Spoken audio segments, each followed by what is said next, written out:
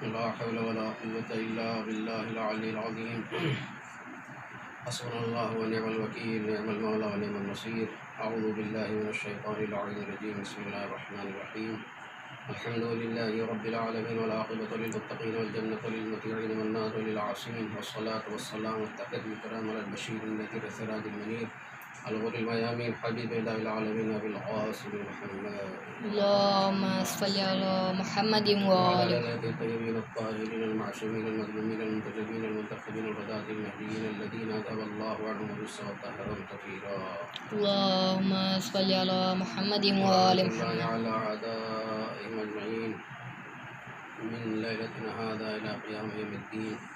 أما بعد، فقد قال الإمام الحسين عليه الصلاة والسلام: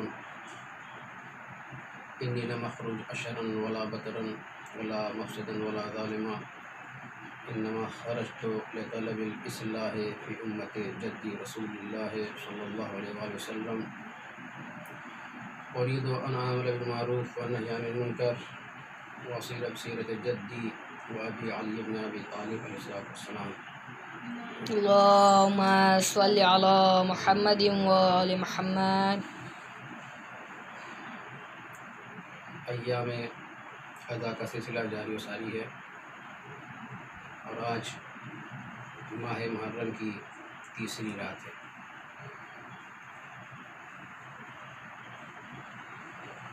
یہ ایام ادا امام مظلوم سے منسوب ہے، اس لیے کہ امام علی مقام نے 28 رجب سن 60 ہجری کو اسلام کی بقا کے لیے، اسلام کی حفاظت کے لیے اپنا عزیز وطن چھوڑ کر کربلا کی طرف روانہ ہوئے تھے، اور 2 محرم سن 61 ہجری کو وارد کربلا ہوئے۔ عاشور کے دن کربلا کے میدان میں ایک خوفناک جنگ ہوئی، اور اس میں حسین کے سارے ساتھی امام علی مقام کے ساتھ شہید ہو گئے۔ تب سے آج تک اسی حسین مظلوم کے غم میں ہم مجالس اعضا منعقد کرتے ہیں۔ یہ مجلس صرف انسان نہیں کرتا، بلکہ یہ وہ مجلس ہے غم حسین کی جو جانور بھی کرتے ہیں، چرند و پرند بھی کرتے ہیں، فرشتے اور ملائکہ بھی کرتے ہیں۔ خوش نصیب ہے وہ انسان جو اپنے گھر میں فرش اعضا بچھائے اور حسین کی مجلس اعضا منعقد کرے۔ جہاں بھی فرش اعضا بچھتا ہے وہاں حسین کی دکھیاری ماں سیدہ فاطمہ الزہرا سلام اللہ علیہا تشریف لاتے ہیں۔ اللهم صل على محمد وآل محمد. پھر جس گھر میں یہ مجلس ہوتی ہے اس گھر سے تمام پریشانیاں دور ہو جاتی ہیں، تمام مصیبتیں دور ہو جاتی ہیں۔ آیت اللہ قاضی تباہی فرماتے ہیں کہ تم لوگ مجلس حسین میں سستی مت کرو، ہفتے میں 1 دن ضرور اپنے گھر میں مجلس حسین رکھو، فرش اعضا بچھاؤ، چاہے 3 ہی لوگ کیوں نہ ہو، اور اگر ہفتے میں نہ ہو سکے تو کم از کم محرم میں 1 سے 10 تاریخ تک اپنے گھر میں فرش اعضا بچھا کر سیدہ کے لال کی عزاداری منعقد کرو۔ یہ مجلس کتنی عظیم ہے، بڑے بڑے آیات اعظام، بڑے بڑے مراجع اپنی مشکلوں کی آسانی کے لیے اپنے گھروں میں مجلسیں رکھتے تھے۔ آیت اللہ گل پائگانی کہتے ہیں مجھے جب بھی کوئی مصیبت مشکل آتی تھی تو میں اپنے گھر میں باب الحوائج جناب علی اصغر کی مجلس رکھتا تھا۔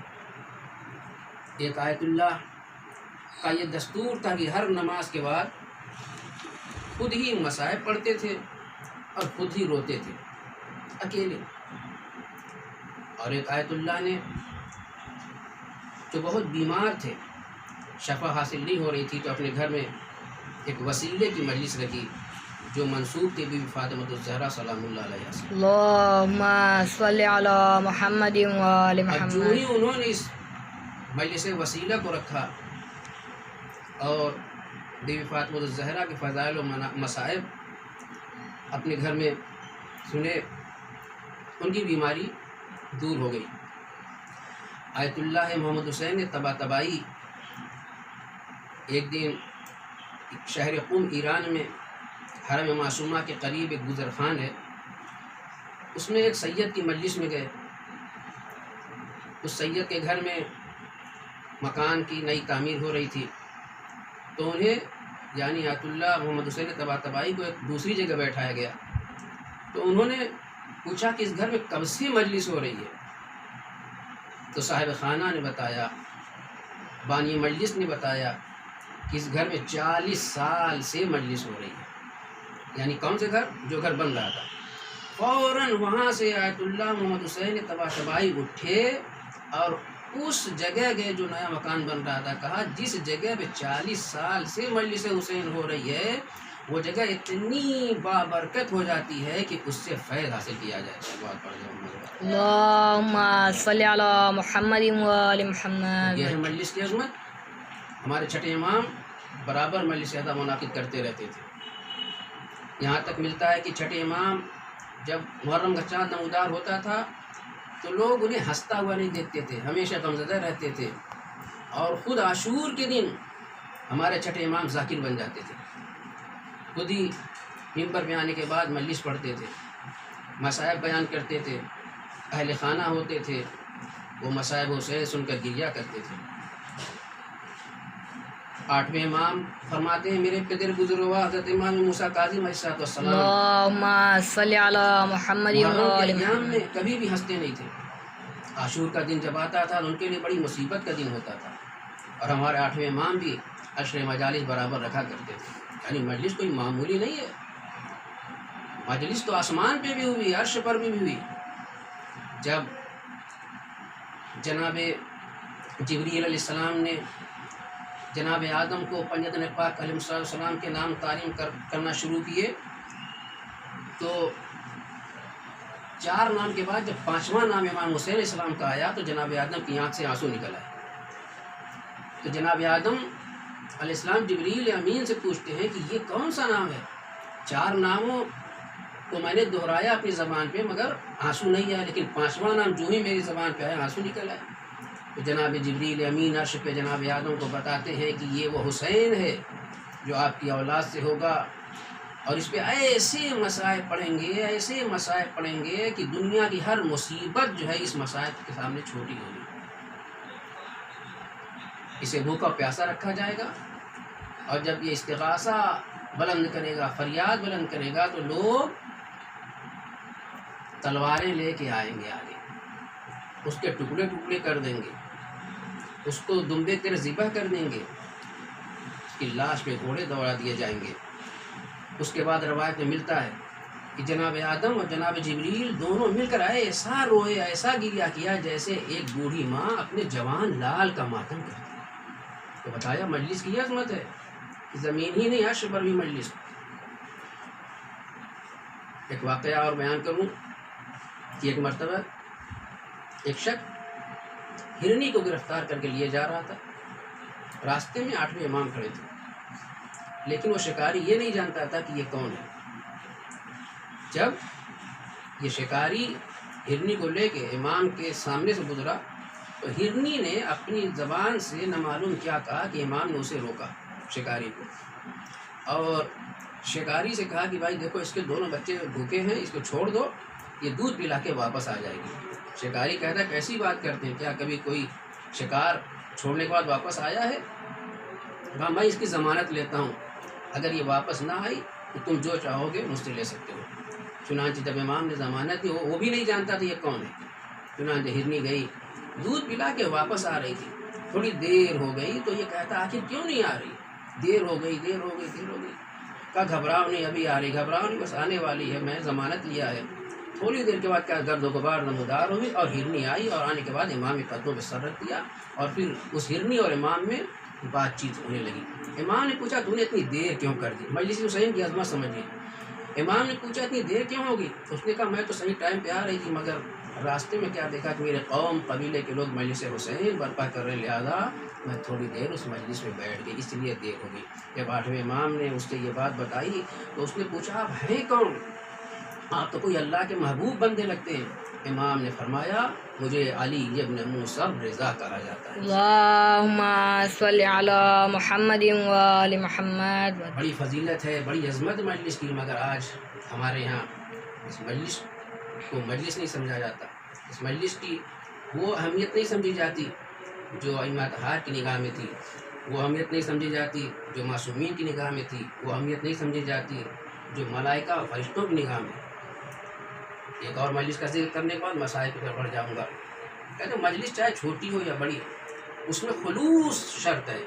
یہ مجلس قربتاً اللہ ہونی چاہیے، پڑھنا بھی قربتاً اللہ ہونا چاہیے، سننا بھی قربتاً اللہ ہونا چاہیے، مجلس جو رکھی گی وہ بھی قربتاً اللہ ہونا چاہیے، تبرک جو بانٹا جائے وہ بھی قربتاً اللہ ہونا چاہیے، کسی جگہ دکھاوا ریاکاری نہیں ہونا چاہیے۔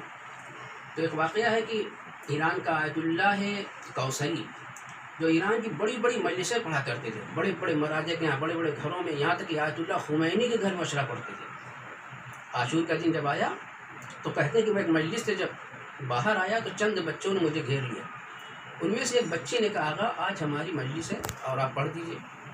آیت اللہ کوثری کہتے ہیں کہ میں نے ان سے کہا کہ بھائی دیکھو آج کئی مجلسیں مجھے پڑھنی، مجھے ٹائم نہیں ہے۔ تو ایک بچی رونے لگی، میرا دل نرم پڑ گیا۔ آیت اللہ کوثری کہتے ہیں میرا دل نرم پڑ گیا، میں نے کہا ٹھیک ہے میں آ تو جاؤں گا، پڑھوں گا، لیکن بس تھوڑی دیر پڑھوں گا، اس کے بعد سے واپس آ جاؤں گا کہ میرے پاس ٹائم نہیں ہے۔ خیر آیت اللہ کوثری کہتے ہیں میں ان بچوں کے ساتھ گیا، کیا دیکھا کہ ایک پرانا سا گھر ہے اور زمین پہ بچے بیٹھے ہوئے، کچھ بچے بیٹھے ہوئے ہیں، میں بھی انہی کے ساتھ زمین پہ بیٹھ گیا، زمین پہ بیٹھ گیا۔ اور اس کے بعد مجلس شروع بھی، میں نے 2-4 فضائل پڑھے اور اس کے بعد مصائب پڑھ کے آنے لگا تو بچوں نے کہا چائے پیے بغیر آپ کو نہیں جانے دیں گے۔ بہرحال چائے مجھے دی گئی، چائے میں نے جب منہ میں لگائی تو ٹھنڈی تھی۔ آیت اللہ کوثری کہتے ہیں کہ میں نے منہ بگاڑ کو چائے پیچھے پھینک دی اور اس کے بعد چلا آیا۔ کہتے ہیں شام غریمہ کی مجلس کے بعد جب میں رات میں سویا تو حسین کی دکھیاری ماں بی بی فاطمۃ الزہرا سلام اللہ علیہا میرے خواب میں آ گئی۔ اب کہتی ہیں آیت اللہ کوثری آج کی تمہاری کوئی مجلس قبول نہیں ہوگی۔ یہ گھبرا گئے، کہا بی بی کون سی خطا ہوگی؟ کوئی خطا نہیں، صرف ایک مجلس ہم نے قبول کی ہے، اس کے علاوہ جو بھی مجلس پڑھی تم نے تو ہماری نیت سے نہیں پڑھی ہے، ہماری خوشنودی کے لیے نہیں پڑھی ہے۔ کبھی بھی کون سی مجلس؟ کہا وہ مجلس جو بچوں نے منعقد کی تھی وہ مجلس ہم نے قبول کی ہے اور میں خود اس مجلس میں تھی، میں خود اس مجلس میں تھی۔ یہ گھبرا گئے، کہا اچھا تمہیں جو چائے پیش کی گئی ہے، تم نے جو چائے پھینکی ہے اس کا مجھے شکوہ ہے کہ تم نے چائے پھینک دی، تمہیں نہیں پتا وہ چائے میں نے بنائی تھی۔ اللہ اکبر! یعنی بچوں کی معمولی سی مجلس میں حسین کی دکھیاری ماں آ رہی ہے، اپنے ہاتھوں سے چائے بنا رہی ہے، تو مجلس بڑی نہیں دیکھا جائے، بس دیکھنا خلوص کہاں ہے۔ تو جہاں خلوص ہوگا وہاں بیوی آئیں گی، جہاں قربتاً اللہ کی نیت ہوگی وہ چاہے 2-4 لوگ ہی کیوں نہ ہو، وہاں بیوی سیدہ تشریف لائیں گی اور شریک مجلس ہو کر سارے مصائب ہم سے دور کر دیں گے۔ بس ختم کیا۔ تو اس حسین کی رضا کا فرش بچھایا جاتا ہے، اس حسین کی مجلسیں منعقد کی جاتی ہیں، جو مدینے سے کوفہ، مدینے سے مکہ اور مکے سے کوفہ ہوتے ہوئے 2 محرم کربلا، اور راستے میں ایک ایسا مقام آتا ہے کہ جہاں حر ابن یزید ریاحی نے حسین کا راستہ روک دیا۔ حر کہتے ہیں کہ میں جب راستہ روکنے کے لیے چلا تو پیچھے سے ایک آواز آئی، یہ حر تجھے جنت کی بشارت ہو۔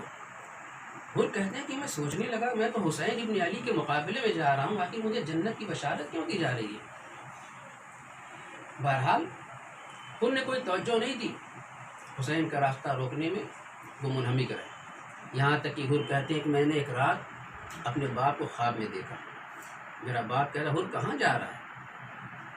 حر کہتے ہیں کہ میں نے اپنے باپ سے کہا کہ حسین کے مقابلے، کہا حر اگر جہنم جانا ہے تو حسین کے مقابلے میں جاؤ، اور اگر جنت میں جانا ہے تو حسین کے ساتھ ہو جائے۔ اب یہ بات حر کے دماغ میں گھومنے لگی، یہاں تک کہ حر نے ایک مرتبہ عمر سعد سے گفتگو کی، کیا واقعاً تم امام حسین کو مقابلہ کرو، کیا تم واقعاً امام حسین سے جنگ کرو گے؟ عمر سعد کہتا ہاں، ہم ہر حال میں حسین جنگ کریں گے۔ کچھ دیر بات ہوتی رہی، ایک مرتبہ حر خاموشی کے ساتھ کنارے ہو گئے۔ حر کے رشتہ داروں میں ایک کا نام تھا قرہ بن قیس، وہ کہتا کہ میں ساری گفتگو سن رہا تھا کہ حر اور عمر سعد میں کیا گفتگو ہو رہی ہے۔ حر ایک مرتبہ میرے قریب آیا، کہا تم نے اپنے گھوڑے کو پانی پلایا؟ کہا نہیں۔ کہا تو چلو پلا لاتے ہیں۔ قرہ بن قیس کہتا ہے کہ میں نے یہ سمجھ لیا کہ شاید اسی بہانے حر جو ہے اپنے آپ کو الگ کرنا چاہ رہا ہے، لہذا میں خود الگ ہو گیا۔ لیکن وہ کہہ رہا میں دیکھتا رہا یہ حر کرتا کیا ہے۔ کہا حر اپنے خیمے میں گیا اور تھوڑی دیر کے بعد میں نے کیا دیکھا کہ حر اپنے بیٹے بکیر اپنے بھائی مصعب کے ساتھ باہر نکلا، اور اس انداز میں شاید حسین پہ حملہ کرنے جا رہے، تینوں باپ بیٹے اور بھائی نکلے۔ جب خیمہ حسین قریب آیا تو ایک مرتبہ حر نے اپنے آپ کو گھوڑے سے نیچے اتار دیا، بکیر بھی گھوڑے سے اترا، مصعب بھی گھوڑے سے اترا۔ حر اپنا ہاتھ بدھوائے ہوئے تھا اور آنکھ میں پٹی بندھی ہوئی تھی۔ ایک مرتبہ آسمان کی طرف ہاتھ بلند کر کے پروردگار عالم سے کہا پروردگار میں توبہ کرتا ہوں، میں نے تیرے محبوب بندوں کو مرعوب کیا اور تیرے محبوب بندوں کے گھر کی عورتوں کو یعنی سیدانیوں کو ڈرایا، خوف دلایا، مالک تجھے معاف فرما۔ اتنے میں حسین کہتے ہیں کون آیا ہے؟ اور کہتے ہیں آقا آپ کا گنہگار حر آیا ہے جس نے آپ کا راستہ روکا تھا، آقا کیا توبہ قبول ہو جائے گی؟ امام حسین نے کہا ہاں حر، اگر صدق دل سے توبہ تم نے کی ہے تو انشاءاللہ اللہ قبول کر لے گا۔ اب اتنا سننا تھا کہ ایک مرتبہ حر امام کے قدموں پہ گر گیا۔ امام نے اس حر کو جس نے خود حسین کا راستہ روکا تھا اٹھایا اور اپنے سینے سے لگایا۔ یہ ہے حسین کا اخلاق، اس حر کو جس نے خود حسین کا راستہ روکا اپنے سینے سے لگایا۔ اے حر تم اس وقت ہمارے مہمان ہوئے ہو، ہمارے پاس ایک قطرہ آب نہیں کہ تمہیں سیراب کر سکیں۔ ایک مرتبہ حر کہتا ہے کہ آقا چونکہ میں گنہگار ہوں اس سب سے پہلے ہماری شہادت ہونی چاہیے۔ اور کون کون تمہارے ساتھ ہے؟ ایک مرتبہ حر کہتے ہیں کہ میرا بیٹا بکیر ہے اور یہ میرا بھائی مصعب ہے، یا جتنی جلدی ہو سکے اجازت دے دیجئے، میں چاہتا ہوں کہ سب سے پہلی قربانی میری طرف سے ہو۔ چنانچہ روایت میں ملتا ہے کہ سب سے پہلی قربانی کربلا میں جو ہوئی ہے وہ حسین کے بیٹے کی قربانی ہوئی ہے۔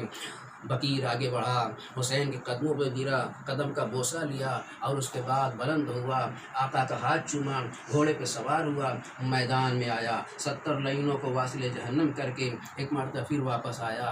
حر سے کہتا ہے بابا تھوڑا سا پانی دے دیجئے، اگر تھوڑا سا پانی مل جائے دشمنوں کے چھکے چھڑا دوں گا۔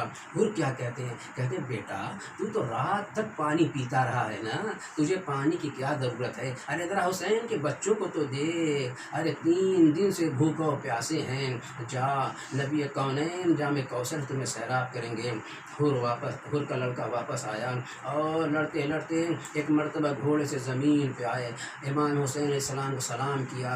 جو ہی سلام کیا حر آگے بڑھے لاشا اٹھانے کے لیے، ایک مرتبہ حسین نے روک دیا، حر نہ جاؤ تم ضعیف ہو اور وہ جوان کا لاشا ہے، اے ہو صبر نہ کر سکو گے۔ ہاتھ جوڑ کے عرض کروں گا آقا حسین ابھی تو آپ حر کو منع کر رہے ہیں، نہ جا حر جوان کا لاشا ہے، برداشت نہ کر سکو گے۔ آقا چند لمحوں کے بعد ارے آپ کا کلیل جوان اکبر جب گھوڑے سے گر کر ایڑیاں رگڑ رہا ہوگا، آپ کو آواز دے گا یا ابتا علیک منی السلام۔ اس وقت آپ ٹھوکریں کھاتے ہوئے جب لاش علی اکبر کی طرف بڑھیں گے کون ہوگا جو روکے گا؟ اے حسین نہ جاؤ، ارے صبح سے لاشیں پہ لاشیں اٹھا رہے ہو، جوان کا لاشا ہے، برداشت نہ کر سکو گے۔ بہرحال امام حسین گئے اور حر کے بیٹے کی لاش لے کر آئے اور اس کے فوراً بعد حر اجازت لے کے میدان میں گئے۔ میدان میں جانے کے بعد بہت سے لعینوں کو واصل جہنم کیا۔ لڑتے لڑتے ایک مرتبہ حر دشمنوں کے لشکر کے اندر گھس گئے، لوگوں نے حر کو گھیر لیا، کسی نے حر کے گھوڑے کا پیر کاٹ ڈالا۔ حر لڑکھڑاتے ہوئے گھوڑے سے زمین کی طرف آئے، اپنے آقا کو سلام کیا۔ حسین حر کے پاس گئے، حر کے سر کو اپنے زانوں پہ رکھا، اللہ اکبر، کیا مرتبہ ہے حر کا، حر کے سر کو اپنے زانوں پہ رکھا اور اس کے بعد مبارکباد پیش کی، یہ حر تو کتنا خوش نصیب ہے، مبارک ہو تمہاری ماں نے تمہارا نام حر رکھا ہے، حر تم تو دنیا میں بھی آزاد ہو اور آخرت میں بھی آزاد ہو، اللہ اکبر۔ حر کا کیا مرتبہ، حر کی پیشانی پہ تیر لگا ہوا تھا اور خون کی فواریں بہہ رہی تھیں۔ امام حسین نے اپنی جیب سے ایک رومال نکالا جو بی بی بطول عذرا فاطمہ زہرا سلام اللہ علیہا کے ہاتھ کا بنا ہوا تھا، وہ مبارک رومال حر کی پیشانی پہ باندھ دیا، حر کی پیشانی پہ باندھ دیا اور اس کے بعد حر کا لاشا لائے اور حر کے بیٹے بکیر کے بازو میں رکھ دیا۔ انا للہ و انا الیہ راجعون۔ رضا بقضائہ و تسلیمہ۔